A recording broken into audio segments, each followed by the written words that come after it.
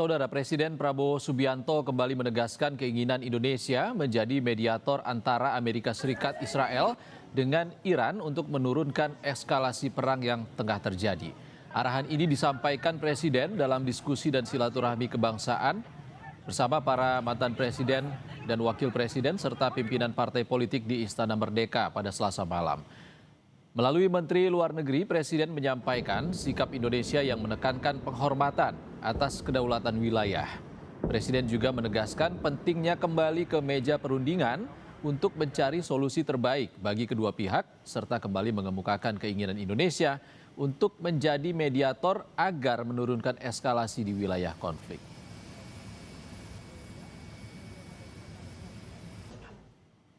Saya juga sudah berkomunikasi dengan Menteri Luar Negeri Iran kemarin. Beliau menelpon saya, kemudian menjelaskan posisi Iran.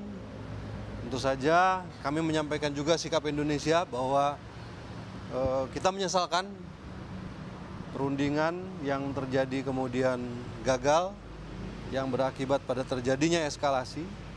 Kemudian kita juga menekankan lagi prinsip-prinsip penghormatan kita terhadap integritas wilayah, terhadap kedaulatan wilayah suatu negara.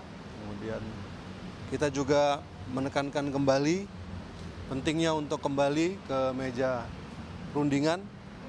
Dan juga yang pasti kami menyampaikan lagi keinginan dari Bapak Presiden untuk menjadi mediator dalam upaya mendinginkan dan menurunkan eskalasi di wilayah tersebut.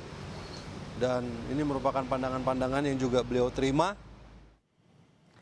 Kita masih membahasnya dengan pakar Timur Tengah dari Universitas Bidus, Mbak Tia Mariatul Kiptiah masih bersama kami, Mbak Tia. Masih Mbak Tia, Iksan. tadi malam Menteri Luar Negeri bilang kalau Presiden tetap akan berupaya menjadi mediator antara AS Israel dan juga perangnya terhadap Iran, dan sudah berkomunikasi dengan Menteri Luar Negeri dari Iran. Dan Anda melihat sejauh mana pengaruh Indonesia terhadap tiga negara yang saat ini sedang berkonflik? Saya melihat kalau ditanya mengenai sejauh mana, sebetulnya Indonesia tidak ada posisi di mana-mana ya, artinya memang kurang signifikan secara bargaining position dengan, ketiga negara yang sedang berkonflik ini, Israel, Amerika Serikat, dan Iran. Kalau dari bilateral antara Indonesia dengan Amerika Serikat cukup baik ya, bilateral Indonesia dengan Iran juga cukup baik, tapi kita juga tidak punya hubungan diplomatik dengan, Israel, itu pertama. Yang kemudian yang kedua adalah dalam kapasitas apa Indonesia menjadi mediator di situ. Kita dari segi regional juga tidak masuk, ya kan, di situ. Kemudian dari segi organisasi, kita ada di OIC, oke sama dengan Iran begitu ya. Tapi bagaimana dengan Amerika dan Israel? Kan tidak begitu ya. Mhm.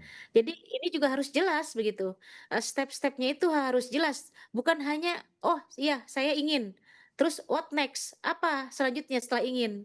Kemudian, meminta itu tadi yang saya jelaskan, meminta Iran kembali kepada meja perundingan. Nah, masalahnya kan sudah tidak ada kepercayaan itu tadi dari Iran. Apakah Indonesia punya kapabilitas untuk meyakinkan Iran supaya percaya lagi kembali ke meja perundingan? Itu pertama. Yang kedua, apakah Indonesia juga mempunyai kekuatan untuk bisa, membujuk Amerika Serikat untuk konsisten dalam perundingan? Nah, jangan-jangan itu tadi yang saya bilang, ketika mereka misalnya berhasil membujuk Iran untuk percaya lagi, tiba-tiba diserang lagi. Kan ini ada pihak ketiga nih Israel ini, begitu ya. Mhm.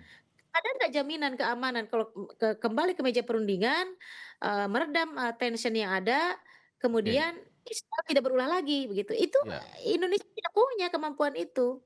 That's the problem, Mas, Ya, masalahnya itu. kecewa yang sangat besar dari pihak Iran. Kalau dari perspektif diplomasi publik, kita bicara soal bagaimana Indonesia bisa memanfaatkan posisinya sebagai negara dengan populasi Muslim terbesar di dunia untuk mendorong resolusi damai di forum global seperti PBB atau bahkan forum regional yang kecil seperti ASEAN, Mbak. Kalau diplomasi publik promote bagaimana Indonesia merupakan negara muslim terbesar, di dunia bahkan ya, walaupun sempat tergeser dengan Pakistan. Tapi artinya kita punya bargaining position di situ. Saya setuju Mas dengan Mas Iksan.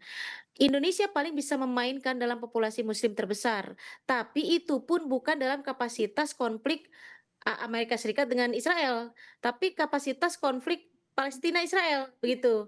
Jadi ketika konflik Palestina Israel, Indonesia bersuara di UN, Indonesia bersuara di OIC, Indonesia bersuara di berbagai forum internasional, itu didengar. Karena apa? The most population Muslim tadi, tapi dalam kapasitas konflik Palestina Israel, bukan konflik Amerika Serikat dengan Iran, begitu. Mhm. Jadi berbeda, ini konfliknya berbeda. Ini bukan konflik Israel Palestina yang kita bisa menjual the most population Muslim itu tadi sebagai bentuk diplomasi publik yang Mas Iksan, katakan begitu. Tidak berbeda, ini tidak bisa disamakan bagaimana kita mempromosikan Indonesia di kancah politik global sebagai negara the most population Muslim, Oke. tapi konfliknya Amerika Iran, nggak bisa. Beda kasusnya, begitu Mas. Oke, Mbak Tia, terakhir apa yang bisa Anda sampaikan terhadap kepada WNI yang saat ini berada di Iran maupun negara-negara Arab Teluk dan juga kepada pemerintah untuk menjamin keamanan WNI di sana dan juga langkah apa yang harus dilakukan oleh perwakilannya di KBRI di sana? Saya pikir pemerintah dalam hal ini terus harus berkoordinasi dengan KBRI di setiap negara yang terdampak konflik, Mas, ya. Kemudian, pemerintah juga harus, saya melihat bahwa harus lebih fokus kepada, protections atau perlindungan terhadap warga negara kita di beberapa titik di negara konflik.